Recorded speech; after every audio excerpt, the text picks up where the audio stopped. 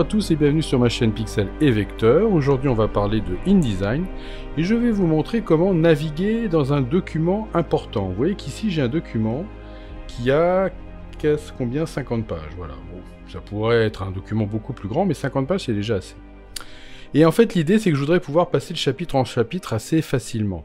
Alors bien évidemment, pour pouvoir faire ce genre de choses-là, il faut que vous ayez organisé des styles de paragraphes, et en l'occurrence c'est mon cas, puisque si je viens ici sur la première page, vous voyez que j'ai une introduction qui est bien évidemment avec un style, ici.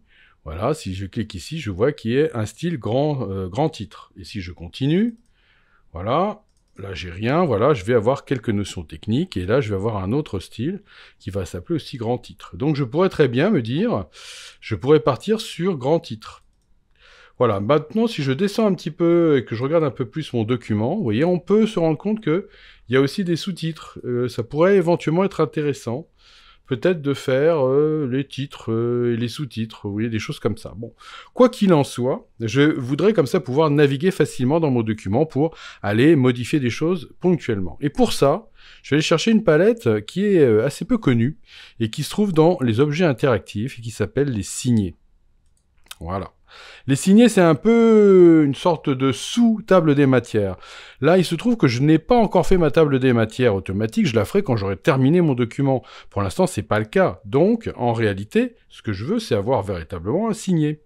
La table des matières viendra plus tard. Donc, voilà ce qu'on va faire. Je vais me dire que j'ai mes signés qui sont ici.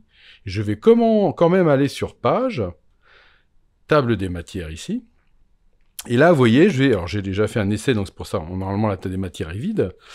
Et ici, je vais aller chercher les styles qui pourraient éventuellement me permettre de naviguer dans mon document. En l'occurrence, j'aurais envie de prendre, on a vu grand titre, donc j'ai sélectionné grand titre, voilà, parfait.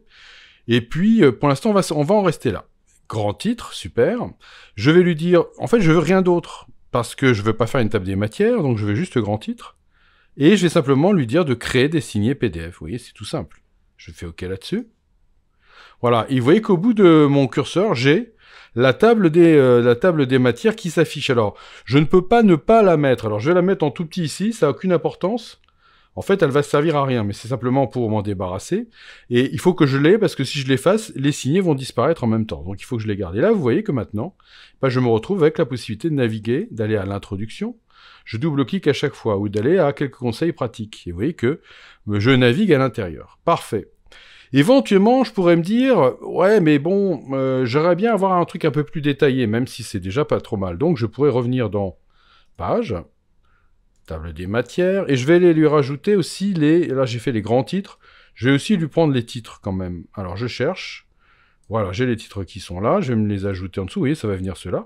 Et là, je vais lui dire que je vais remplacer la table des matières existante, et en réalité, il n'y a pas de table des matières, j'ai encore rien fait, mais j'ai simplement que ça va remplacer les signés. Je refais OK là-dessus. Voilà, ça a été mis à jour, et vous voyez que maintenant, à l'intérieur ici, je vais avoir la possibilité, vous voyez, de pouvoir ouvrir toute cette partie-là. Alors, je vais tirer ça, voilà. Et dans ce cas-là, je vais pouvoir me dire non pas que je voudrais aller dans l'équipement, mais je voudrais aller chercher l'alimentation en énergie. Je double-clique et je suis sur la page sur l'alimentation en énergie.